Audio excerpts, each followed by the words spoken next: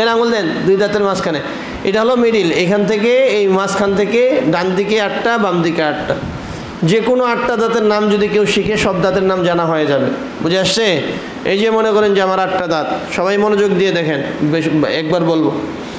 এই 8টা দাঁত, সবার শেষে যে দাঁতটা, মারির যে দাঁতটা, এই দাঁতটার নাম হলো নামাজিদ। কি নাম? নামাজিদ। বলেন নামাজিদ। এরপরে একসাথে 3টা দাঁত, কয়টা দাঁত? এই 3টা দাঁতের নাম হলো তাওয়াহিন। জোরে বলেন তাওয়াহিন। এরপরে যে দাঁত, এটার নাম হলো দাহিক। 8টার মধ্যে কয়টা গেছে? কয়টা গেছে? আর কয়টা আছে?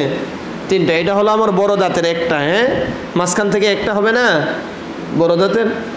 তো এরপরে যে দাঁত, এটার নাম হলো আনআব। এরপরের দাঁতের নাম রবাইয়াত।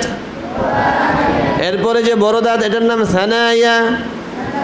কেন বললাম যে ওই যে আমরা পড়ছি 7 নম্বর মাখরাজ, জিহ্বার গোড়ার কিনারা উপরের মারির দাঁতের গোড়ার সাথে লাগায়। এখন মারির দাঁত কয়টা না জানলে, আপনি যদি না জানেন মারির দাঁত কয়টা, তাহলে লাগাবেন কীভাবে? আমি এটা আলোচনা করছিলাম না এর আগে? করছিলাম তো মনে হয়। তো মারির দাঁত কয়টা এটা বোঝানোর জন্য দাঁতের নাম বলছে। আবার দেখেন, নওয়াজিদ, তাওয়াহিন, কয়টা? 3টা। দাহিক, আনআব, রবাইয়াত, সানায়া। এই 8টা দাঁত, কয়টা নাম? নাম কয়টা হয়েছে? 6টা। নওয়াজিদ, তাওয়াহিন, দাহিক, আনআব, রবাইয়াত, সানায়া। 6 নামের 8টা দাঁত। এই পাশের দাঁতের নাম যা, এই পাশের দাঁতের নামও তা। বুঝে আসছে? উপরের দাঁতের নাম যা, নিচের দাঁতের নামও তা। বুঝতে পারছেন? হ্যাঁ, তাহলে মারির দাঁত কয়টা এটা শেখার জন্য, বোঝার জন্য আমরা দাঁতের নাম বলতেছি। মারির দাঁত 5টি। কয়টি? এক পাশে উপরে 5টি, ডান পাশে উপরে 5টি, বাম পাশে নিচে 5টি, ডান পাশে নিচে 5টি। বুঝতে পারছেন? মোট 20টি দাঁত। মারির দাঁত কয়টি? মারির দাঁত কয়টি? 20টি। কয়টি? এগুলোকে সমষ্টিগতভাবে আদ্রাস বলে। কি বলে? আদ্রাস। কি বলে? আদ্রাস বলে। হ্যাঁ, তো মারির দাঁত প্রথমে হলো নামাজিদ, সবার শেষের দাঁত। বুঝে আসছে?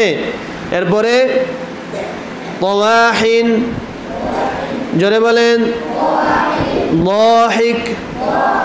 এই 3 নামের 5টা দাঁত। 3 নামের এই শেষের 5টা দাঁতের উপরের গোড়ার সাথে লাগায়া, 5টা দাঁতের গোড়ার সাথে লাগায়, উপরের 5টা দাঁতের গোড়ার সাথে লাগায়া দদের উচ্চারণ। বুঝতে পারছেন?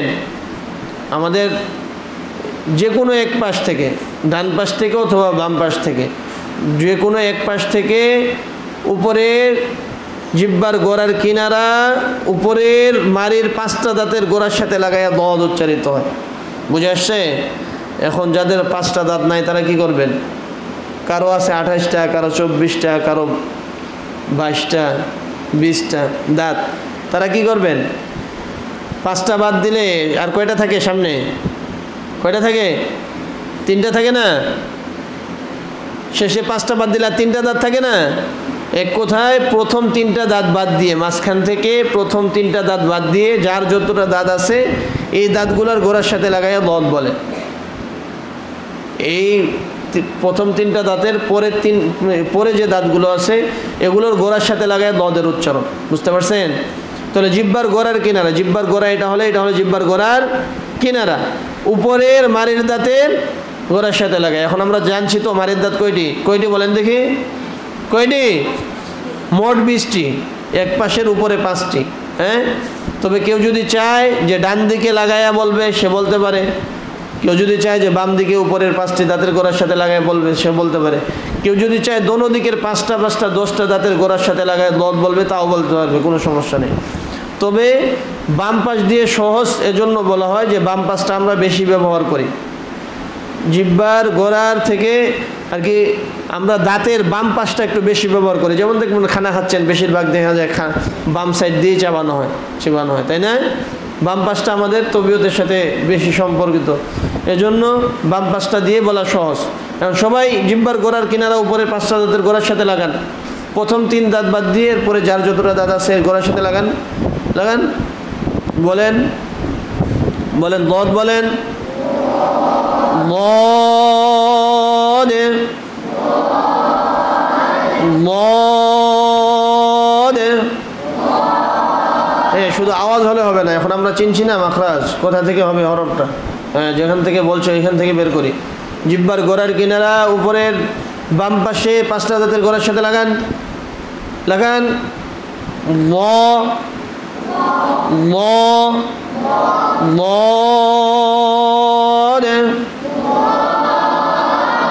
মনে মু। সিফাতগুলো জানলে হরফগুলো চেনানো সহজ হয়, বোঝা সহজ হয় যে আমার হরফটা উচ্চারণ ঠিক হচ্ছে কিনা। যেমন সিফাতের কাজ বলি, সিফাতের আলোচনা সময় নেই, সিফাতের কাজ বলি। দদের মধ্যে কি কি সিফাত, হ্যাঁ এটা নিয়ে একটু আলোচনা করি, যেহেতু দদ হরফটা আমাদের কাছে একটু কঠিন মনে হয়। দদের প্রথম সিফাত হলো এটার মধ্যে বাতাস বের হবে না, বাতাস বের হবে না। সাধারণত দদের মধ্যে বাতাস বের হবে না, হয় না, বুঝে আসছে? এটা নিয়ে তেমন টেনশন নাই। দ্বিতীয় সিফাত হলো রিখওয়া, মানে আওয়াজ চালু, আওয়াজ চালু। এটা আমাদের একটু সমস্যা আছে, আমরা দদের মধ্যে আওয়াজ বন্ধ করে ফেলি।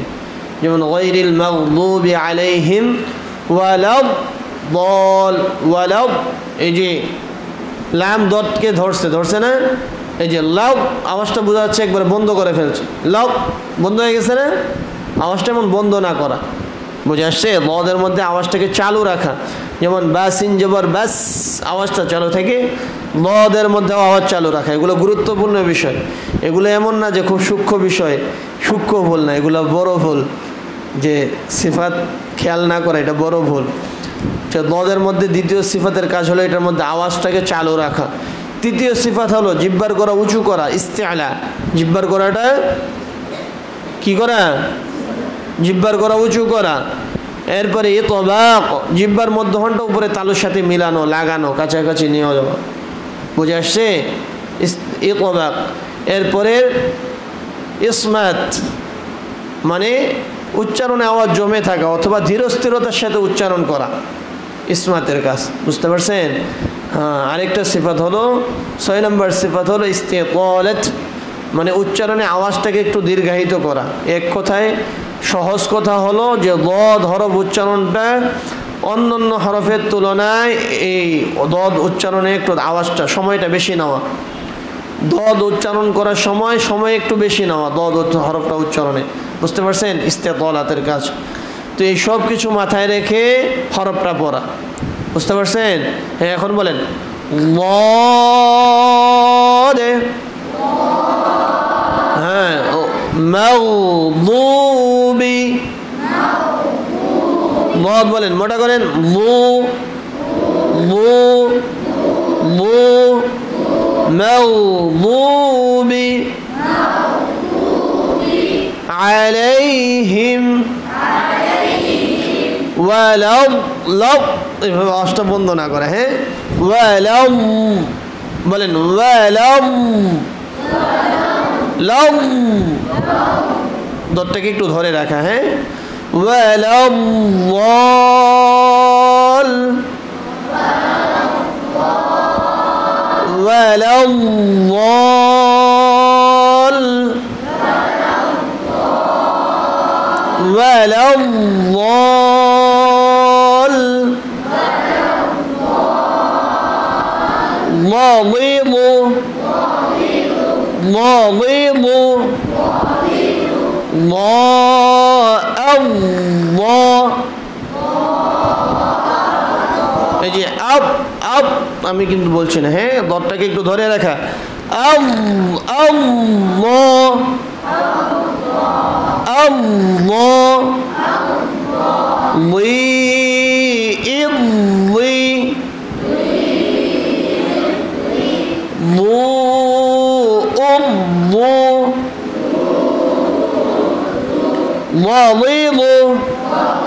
আওয়াজ নাই কেন আপনাদের? ক্লান্ত হয়ে গেছেন?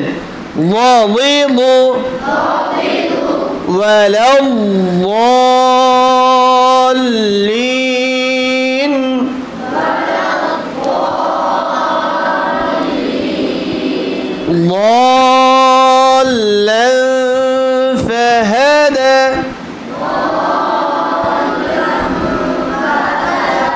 مريضا ঠোঁট গোল না করা এমন না করা مريضا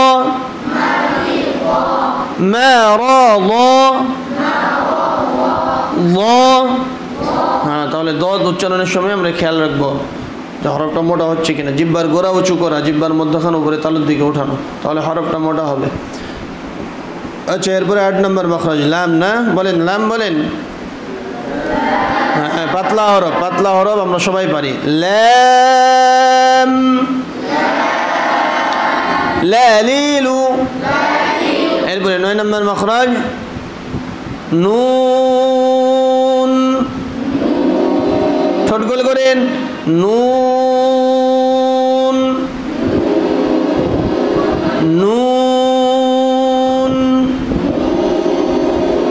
নানিনু নানিনু। লাম নুন আইন মিম র, এই 5টি হরফ বাইনহুমা তাওয়াসসুতের হরফ, মানে এই হরফগুলো উচ্চারণের ক্ষেত্রে বিশেষ খেয়াল রাখা যেন শেষে যেন আওয়াজটা একবারে বন্ধ না হয়। যেমন নুন, এই যে নুন আওয়াজটা একবারে বন্ধ হয়ে গেল না নুনে, এইভাবে বন্ধ না করা, মধ্যম গতির আওয়াজ চালু থাকবে এটার মধ্যে। যেমন আলহামদুলিল্লাহি রাব্বিল আলামিন, এত বেশি আওয়াজ চালু থাকবে না। আবার আলহামদুলিল্লাহি রাব্বিল আলামিন একবারে বন্ধ হয়ে গেল না, মধ্যম গতির আওয়াজ চালু রাখা, সেকেন্ডটাকে আস্তে করে ধরা। আলহামদুলিল্লাহি রাব্বিল আলামিন, মিন, বুঝে আসছে? লাম লাম এমন না করা, বুঝে আসছে? বলে লাম, একবারে বন্ধ না, লাম মিম নুন রহিম আলামিন। বুঝতে পারছেন? একবারে আওয়াজটা কি না করা, বন্ধ না হওয়া, মধ্যম গতি চালু থাকা। এরপরে র, 10 নম্বর মাখরাজ কি? র। জিহ্বার আগার পিঠ কোনটা দেখান দেখি, জিহ্বার আগার পিঠ কোনটা দেখান, দেখান কোনটা বের করেন, জিহ্বাটা বের করেন, কোনটা জিহ্বার আগার পিঠ? জিহ্বার আগার পিঠ কোনটা? উপরে কোনটা? জিহ্বাটা বের করেন না, সবাই বের করেন। এটা এখান থেকে র বলা যায় নাকি বলেন দেখি, এখান থেকে র বলেন দেখি হুজুর, বলো এখান থেকে র হয় নাকি? ল হবে এখান থেকে বললে। পিঠ উপরে থাকে না, আরে পেট উপরে না পিঠ উপরে, কথা বলে না, পেট উপরে থাকে না পিঠ উপরে থাকে? হ্যাঁ, পিঠ উপরে থাকে না, এইটা জিহ্বার আগার পিঠ কোনটা? হ্যাঁ, এটা র, তাকরার করা। এর আগে বলছিলাম না হর আর, বলছিলাম না? হ্যাঁ, আওয়াজ দিয়ে বুঝাইছিলাম যে তাকরার মানে বারবার হওয়া, কিন্তু রয়ের ক্ষেত্রে একবার হবে। আর বলেন আর, আর এই যে বারবার জিহ্বাটা উপরে তালুর সাথে বাড়ি খাচ্ছে না, আর জোরে বলেন, আওয়াজ নেই কেন? আর আর, আমার মাইক ছাড়া তো আপনাদের সবার থেকে আওয়াজ বেশি হবে। আর এই যে বারবার লাগতেছে না জিহ্বাটা উপরে তালুতে, লাগতেছে কি না? একবার লাগানো, একবার তাকরার করা, বুঝে আসছে? যেন আবার এমন না হয় যে বিসমিল্লাহ, অনেকে দেখবেন যে রটাকে মোটা করতে গিয়ে কি বলে বিসমিল্লাহির রহমানির নিয়ম, বুঝে আসছে? এমন না, এটা তাকরার করা, উপরে একবার প্রকম্পিত হওয়া, তাকরার প্রকম্পিত হওয়া, উপরে জিহ্বার আগাটা উপরে তালুর সাথে একবার বাড়ি খাওয়া। হ্যাঁ, র র আর আর র, এই যে বারবার বাড়ি খাচ্ছে না, আর র বারবার বাড়ি খাচ্ছে না, একবার বাড়ি খাওয়ানো। হ্যাঁ, আর র আর র একবার, আর র হির র নির্রা বিররা শাইতানির রা নির এমন যেন না হয়, হ্যাঁ, নির্রা নির্রা। সবাই বুঝতেছেন যে আপনার জিহ্বার আগাটা উপরে তালুর সাথে বাড়ি খাচ্ছে কিনা? ধরে রাখবেন না, জিহ্বার আগাটা উপরে তালু থেকে বাড়ি খাওয়ায় আবার ফিরে আসবে। হিররা নির্রা শাইতানির রা রারিরু রারিরু শাইতানির রাজিম রহমানির রহিম। রটা কি করা তাকরার জন্য হয়, এটা খেয়াল রাখা। হ্যাঁ, এরপরে 11 নম্বর মখরাজ ত দালতা। 11 নম্বর মখরাজ, হ্যাঁ, ত বলেন সবাই। হ্যাঁ, এগালিপ টেনে বলছিলাম না, 12টি হলে এগালিপ টেনে পড়তে হয়। ত জিহ্বার আগা উপরের দাঁতের মাখরাজগুলো একবারে ঠোঁটস্থ রাখতে হবে, নাহলে হরফ উচ্চারণ হচ্ছে কিনা কীভাবে বুঝবেন? আপনাদের মাখরাজগুলো মুখস্থ নেই কেন?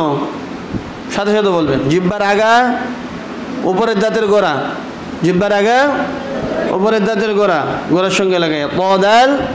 হ্যাঁ বলেন, জিহ্বার আগা উপরের দাঁতের গোড়ার সাথে লাগান। হ্যাঁ, এখন সিফাতের কাজ হলো ইস্তেআলা, জিহ্বার গোড়া উঁচু করা। ইতবাক জিহ্বার মধ্যখানে উপরে তালুর সাথে মিলানো, লাগানো। এক কথায়, সহজ কথায়, প উচ্চারণ করার সময় পুরা জিহ্বাটা উপরে চলে যাবে, উপরে তালুর সাথে লেপ্টে থাকবে, মিলে যাবে।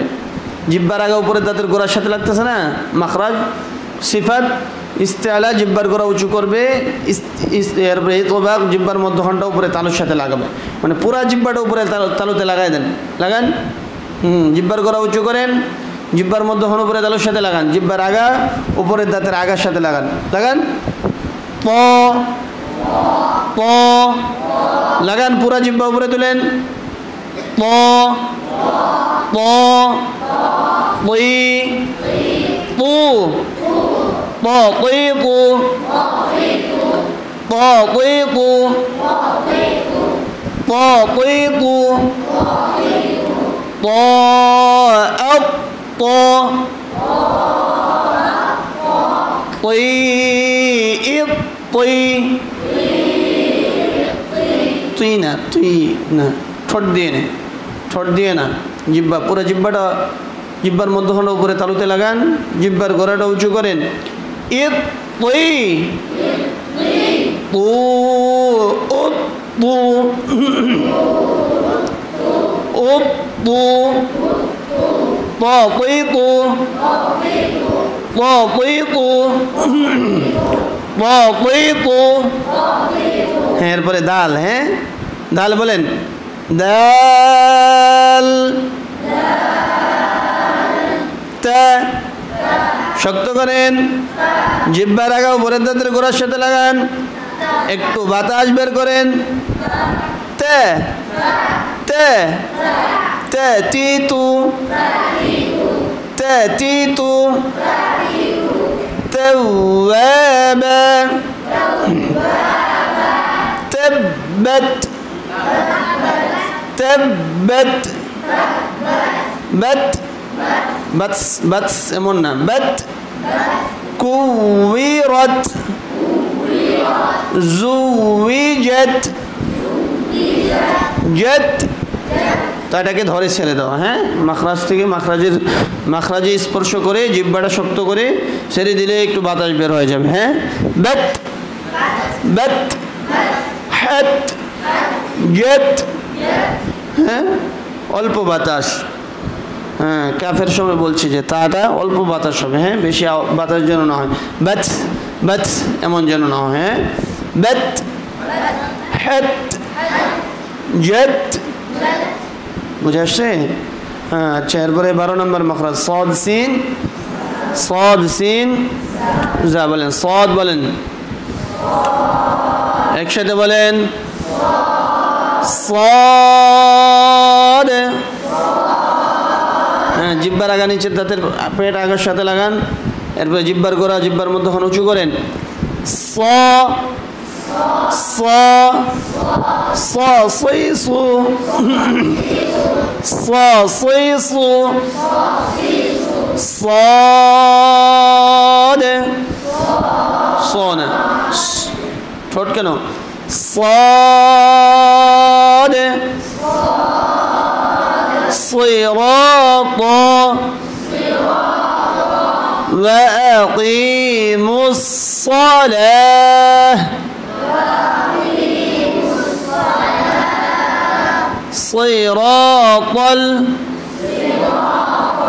صراط والعصر عصر نصر الله জিহ্বার গোড়া উঁচু করা হ্যাঁ জিহ্বার মধ্যখান উঁচু করা তাহলে সদটা মোটা মোটা হবে এরপরে সিন বলেন সিন জা জা এখনো ঝা হচ্ছে জা জা জাজিজু জাজিজু জাজিজু ঝা যেন না হয় হ্যাঁ জুলজিলাতিল আরদু জিলজালাহা زوجت جت زوجت زازيزو زز زز না হয় হ্যাঁ زز زز হ্যাঁ খেয়াল করবে হ্যাঁ যেন ঝা ঝা এমন না শোনা যায় হ্যাঁ তাহলে صاد سين زا زا زا হ্যাঁ এরপরে 13 নম্বর মাখরাজ ওয়া দাল সা জিহ্বার আগা উপরের দাঁতের আগা জিহ্বার আগা উপরের দাঁতের আগা লাগান জিহ্বার গোড়া উঁচু করেন জিহ্বার মধ্যখান উঁচু করেন ওয়া মোটা করে ওয়া ওয়া ওয়া জবর চা মিষ্টি বেশি আছে নাকি আবার মিষ্টি বেশি থাকলে তো উপকারের থেকে ক্ষতি হবে বেশি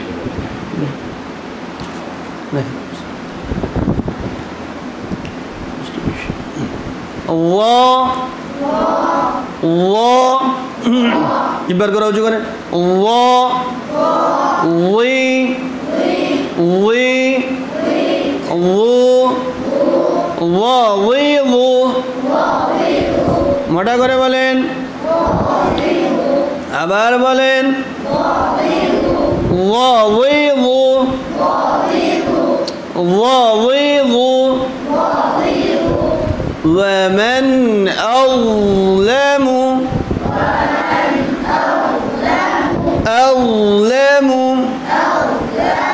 ومن أظلم من الظالمين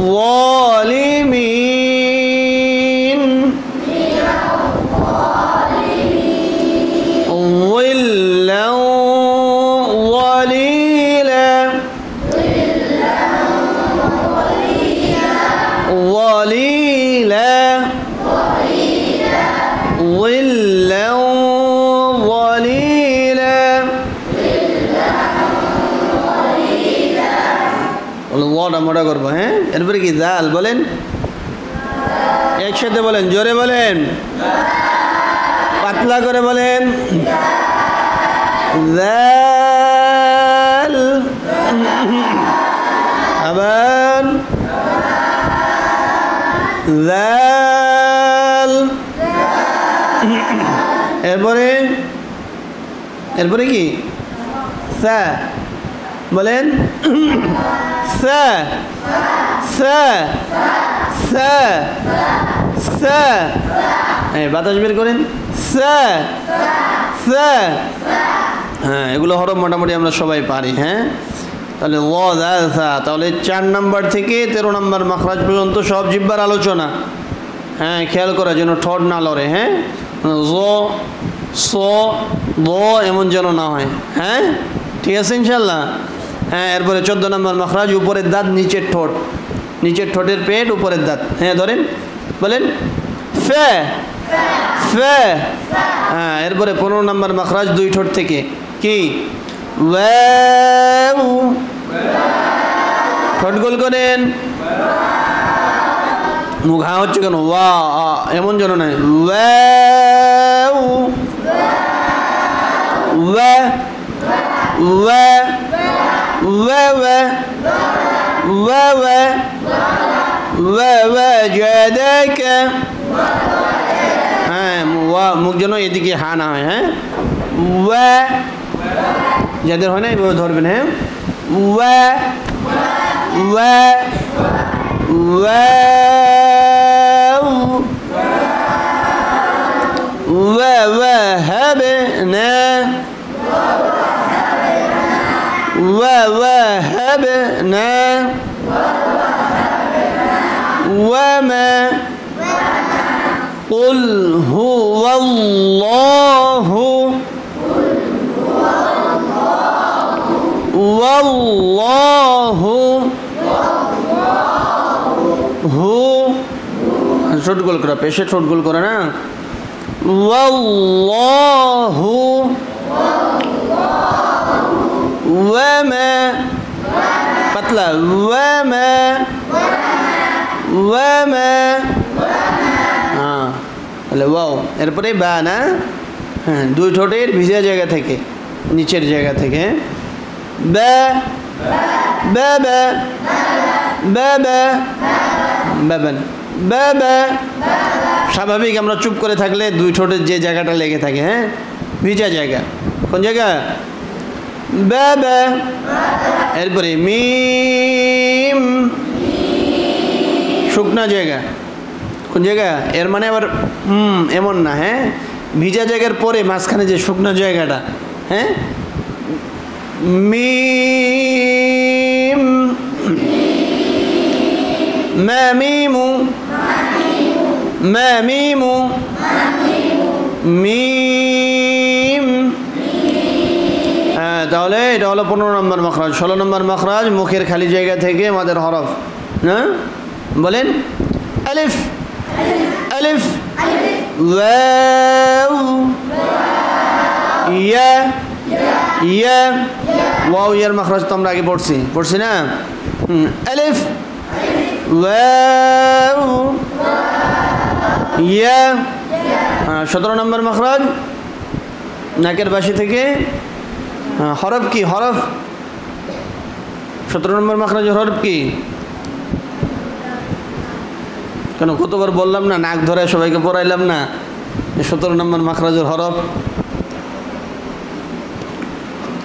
নাকের বাসি। সবাই নাকের বাসি ধরেন, ধরেন, বলেন বা তা সা।